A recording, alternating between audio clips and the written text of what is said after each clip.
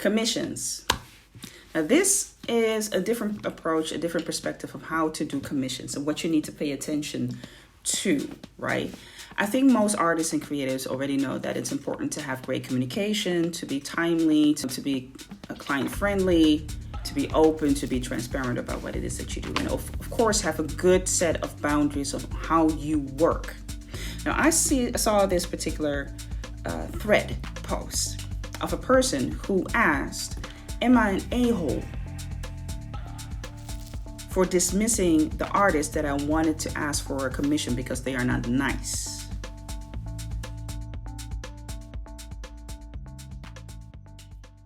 When somebody comes to you and they want to give you a commission and they back out of it, they have that right. Whatever that right might be, if it's valid enough for them to do that, they have that right to, back out of it. You as an artist or creative can always start a conversation and say, well, what has happened? What has happened between, yes, I want you to do the commission to the point where you're now saying, no, I don't want you to do the commission. Now, the person who posted that thread has mentioned a couple of things that I do find interesting. One of the things were, for instance, him or her helping the artist somewhere in the history with moving some stuff. And they asked the artist, well, if ever I come into a point where I need some help or I need some support, I can hope that I can count on you. And the artist said, of course, why not? And I do think it is a very interesting thing.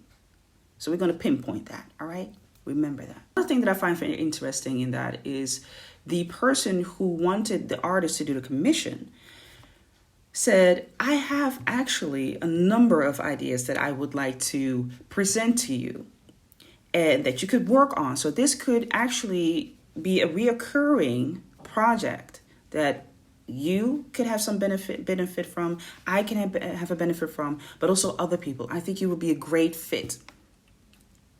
But according to the person, the artist was not really grateful, open, or maybe receptive to it.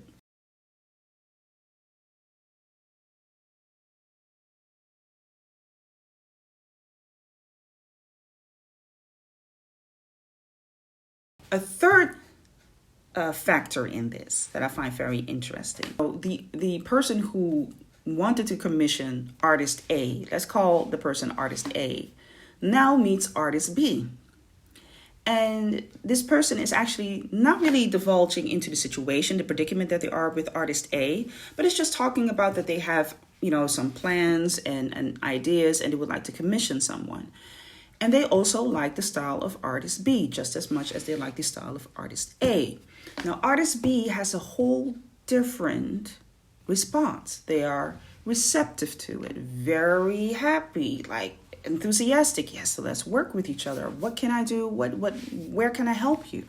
And the last thing, the person who wanted to commission artist A did not like was the communication. And in this sense, the person said, well, things that could have been a text or an email turned into visits to the studio, which is time consuming. It's not really efficient. It's not really effective. I think that is a far more interesting thing that I know as an artist I overlooked in the past.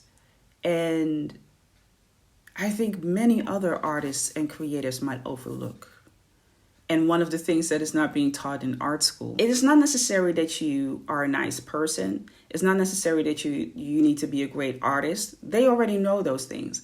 What they want to know is, can you help me make the change that I want to make once I receive your art? That could be many things for many people, for different people. That person wanted to really work with artists and therefore not only help themselves, but also have a good feeling. I almost want to say altruistic, having a good feeling of helping somebody get forth. Can you make that change? Do you recognize that? Do you see that? Yes, it is about reciprocity. If I give you this, you will get that of me. I don't feel that I'm being seen. I don't feel that I'm being validated. And therefore, I don't believe that you can help me make that change. Next question would be then, I think, for most artists and creators, well, how do I come to that point? Did this person really have the need to make a change, not only for themselves, but also wanting to do that for others? including the artist, wanting to work with the artist as well to do that.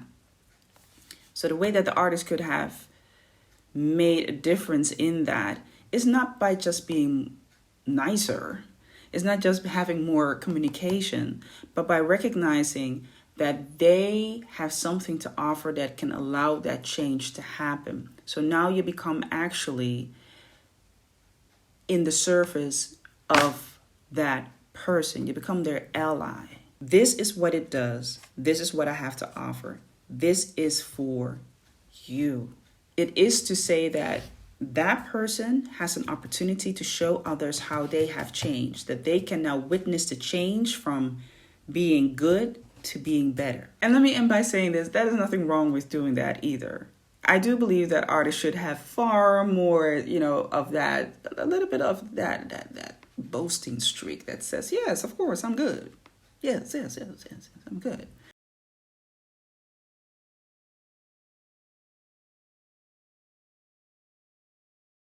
You should have that. But you need to know when it takes place. It's not for that. It's not for that. Then it's about, if I have this, you can do that. With this, you can do that. This is the change that you make, the transition. When you can word it, when you can verbalize it, and you can also show it to people, you got that. You got that. Guaranteed. See you at the next story.